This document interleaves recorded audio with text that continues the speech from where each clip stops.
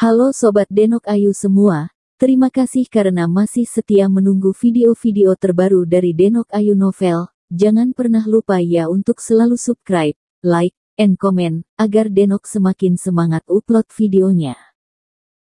Menantu terbaik bab 612 sedikit tidak memenangkan pengantin baru. Lin Yu jelas tidak mengharapkan Bai Rentu datang. Matanya tiba-tiba terbuka, dan dia buru-buru mengulurkan tangan untuk membantu, dan berkata dengan cemas, "Kakak Bai Rentu, apa yang kamu lakukan?" Bai Rentu mendorong tangan Lin Yu menjauh, dan, bang, dengan kekuatan besar, dengan hormat membenturkan kepalanya 3 kali, mengertakkan gigi, dan berkata dengan suara yang dalam, "Tuan He, hidupku ini, di masa depan adalah milikmu. Kakak Bai Rentu, jangan khawatir, tunggu sampai kita mendapatkan orang kembali, tolong bangun, segera bangun." Lin Yu buru-buru mengulurkan tangannya untuk membantu Bai Rentu berdiri, dan tersenyum sedikit tak berdaya. Dia tidak menyangka bahwa, sebagai sosok peringkat ketiga dalam daftar pembunuh dunia, Bai Rentu akan bersujud di hadapannya. "Tuan Ho, terima kasih banyak." Bai Rentu kembali berterima kasih kepada Lin Yu dengan rasa syukur. Bagaimanapun, dia dan Lin Yu tidak dekat satu sama lain, dan mereka bertemu bersama. Lin Yu dapat melakukan banyak hal untuknya dan keponakan kecilnya, dan dia sangat berterima kasih.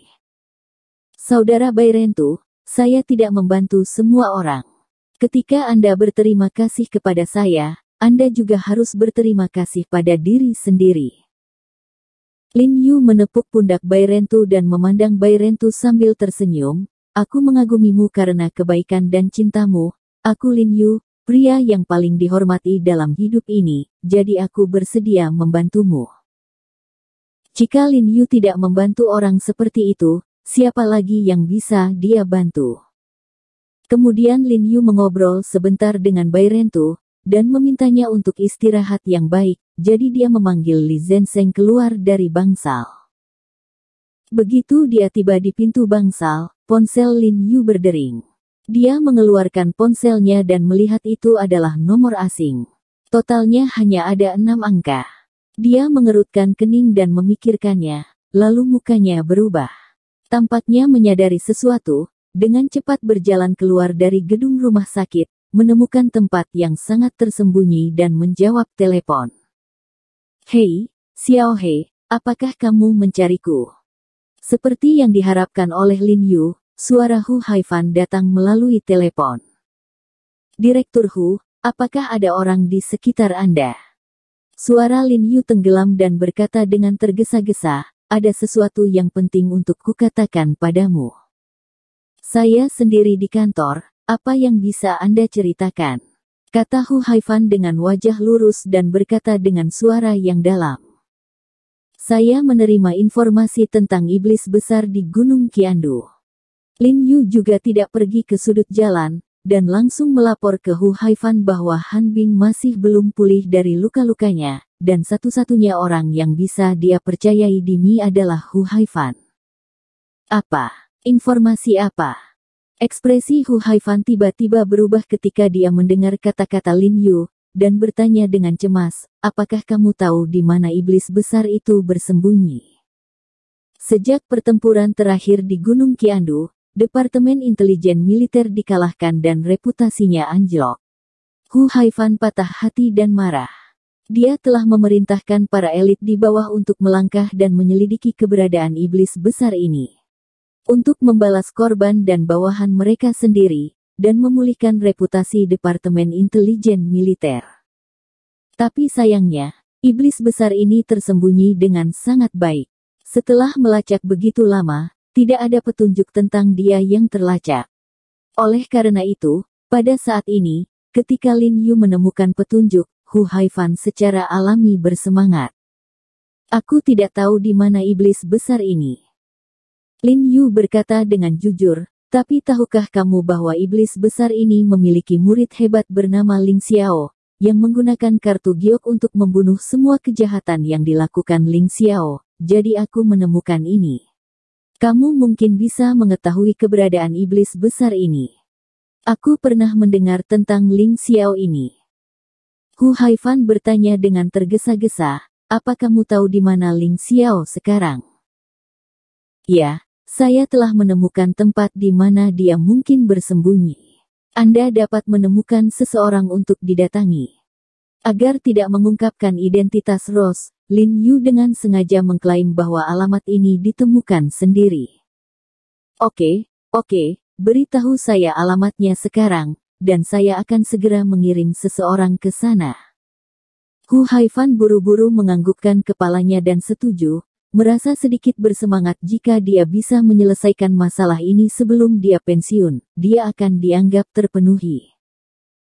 Lin Yu tidak terburu-buru memberitahukan alamatnya, dan berkata dengan suara yang dalam, Kepala Hu, tolong ingat, pastikanlah orang yang dikirim adalah elit dari Departemen Intelijen Militer, dan tidak boleh ditemukan olehnya, bahkan setelah memastikan tempat persembunyiannya, jangan terburu-buru melakukannya, kirim saja seseorang untuk mengikutinya, melalui dia, mungkin kamu bisa menemukan di mana iblis besar itu bersembunyi. Oke. Saya tahu ini. Hu Haifan juga dengan sungguh-sungguh setuju.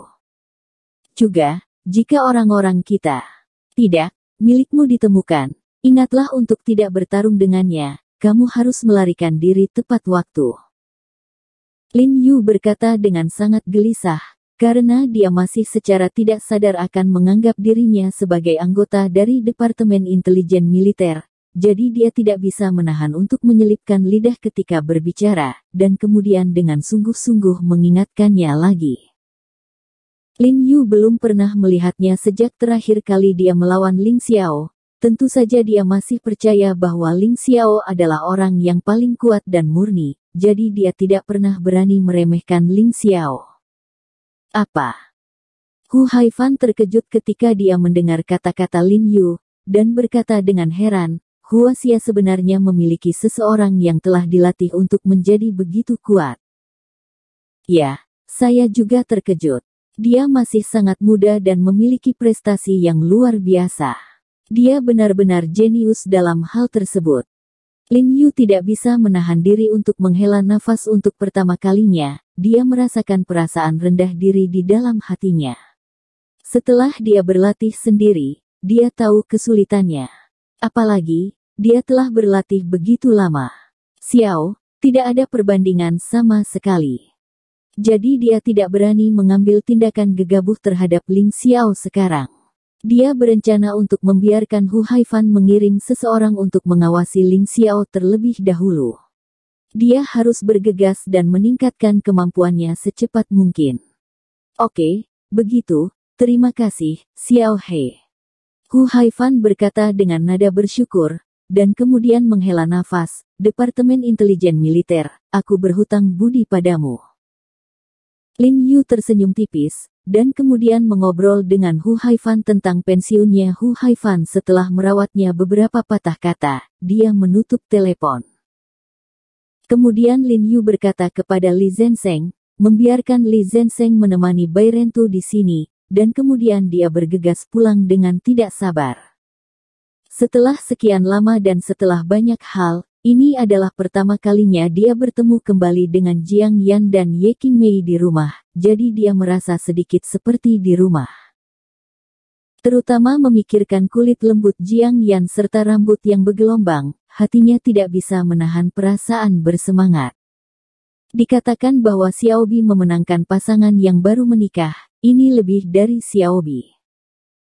Namun yang membuat Lin Yu bingung adalah setelah ia kembali ke rumah, karena sudah larut malam, Ye Qingmei dan Jiang Yan sudah terlelap, dan diperkirakan Jiang Yan mengira ia tidak akan kembali, maka ia tidur dengan Ye Qingmei di rumah itu. Melihat tempat tidur ganda yang dingin dan kosong, hati Lin Yu sepertinya telah dikosongkan. Suasana kesepian dan sunyi tiba-tiba melonjak ke dalam hatinya, dan hidungnya sedikit masam. Dia ingin bergegas ke kamar sebelah untuk membantu Jiang Yan dan Ye Qingmei melakukan pemanasan.